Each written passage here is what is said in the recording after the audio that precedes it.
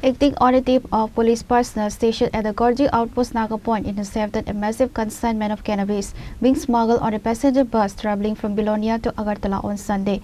3 women were taken into custody at the scene in connection with the smuggling attempt.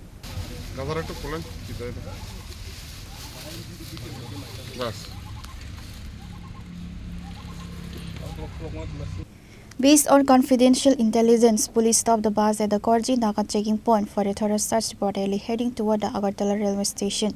During the inspection, officers recovered a large quantity of cannabis hidden inside the bags of the female laborers.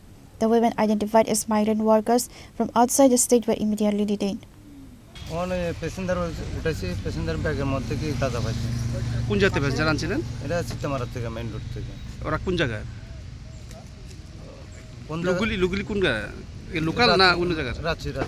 Ranchi মানে ইটভাটার শ্রমিক। হ্যাঁ, ইটভাটার শ্রমিক। তারা কোন জায়গা নিয়ে গেলেন? তারা সিদ্ধি আশ্রম মেইন রোডে নামানোর কথা ছিল। আগরতলা। তো এখন কোন জায়গা আটকেছে আপনারা? আমি গজ্জি থানাতে আটকেছি। কিছু পাওয়া গেছে আপনার গাড়িতে? হ্যাঁ, তারা বেডিং এর সঙ্গে সঙ্গে গাঁজা ছোট ছোট পোটলা দিয়ে পাওয়া গেছে। প্রতি বেডিং এর সঙ্গে সঙ্গে। আপনি কি গাড়ি চালক?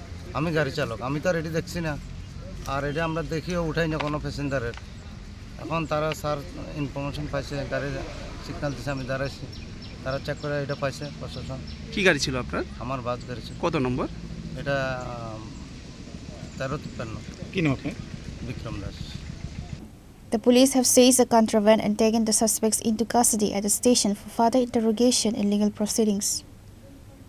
Reported by Rajiv from Udaipur, Chinikhara.